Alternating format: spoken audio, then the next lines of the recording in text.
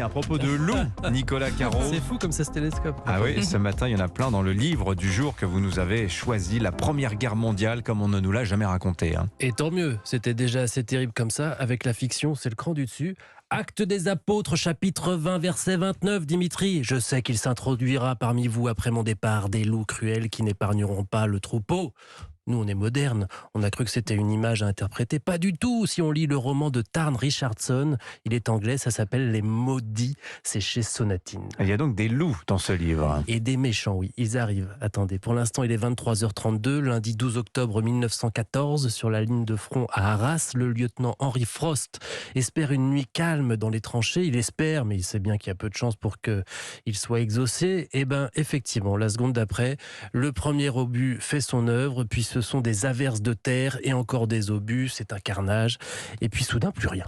Silence total côté allemand. Le lieutenant donne quelques ordres, regarde par lui-même, pas âme qui vivent dans le camp d'en face, c'est très bizarre, c'est beaucoup trop calme.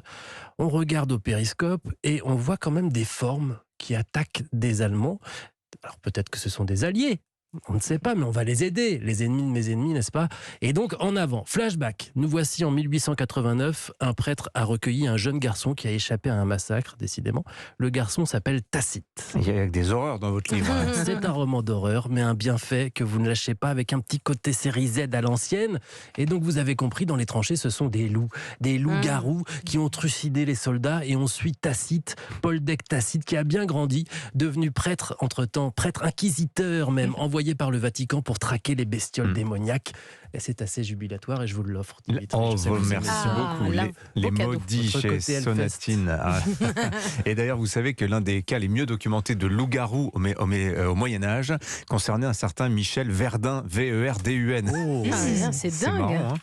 Drôle d'histoire. Allez, les sorties ciné, Laurie Choleva cette semaine. Agnès Jaoui enseigne l'écriture. C'est du cinéma ou c'est du réel? C'est du cinéma qui a un fort goût de réalité, car oui, Agnès Jaoui, dans le cours de la vie de Frédéric Saucher, joue une grande scénariste qui va donner un cours une masterclass, ou plutôt une mistress class, comme Agnès aimerait que l'on dise, à des étudiants en école de cinéma, école dirigée par son amour de jeunesse, joué par Jonathan Zakaï. Pourquoi tu m'as invité ?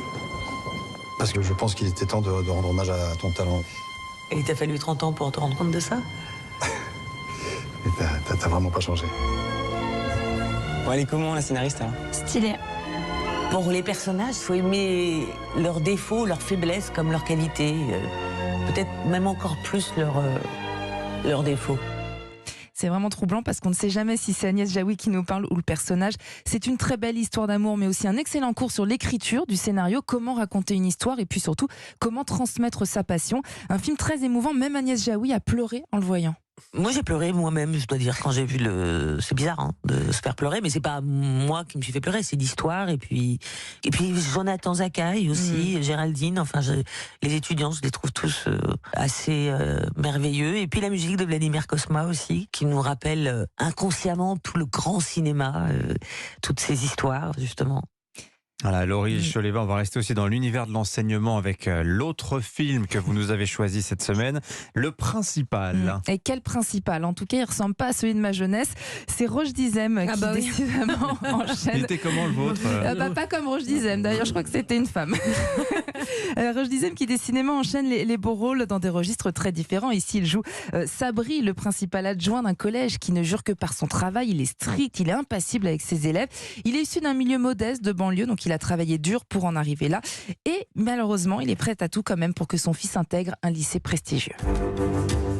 Les moyennes ont beaucoup baissé au 3e trimestre. S'il te plaît, lui mets pas la pression. Excuse-moi d'être attentif à l'éducation de mon fils. J'ai pas tout vu. Comment ça, t'as pas tout vu? C'est demain l'histoire. Comment vous expliquez tant de similitudes entre le corrigé type et la copie de votre fils? Vous avez quelque chose à me dire, Sabri? 1h22, et peut-être. En tout cas, c'est haletant comme un thriller. Voilà, ça s'appelle Le Principal, c'est avec Roche Dizem. Le cours de la vie avec Agnès Jaoui, également signé Frédéric Saucher. Ce sont vos choix ciné de la semaine. Merci beaucoup. Avec plaisir. Laurie Choleva, merci à tous les trois et à demain pour de nouvelles découvertes.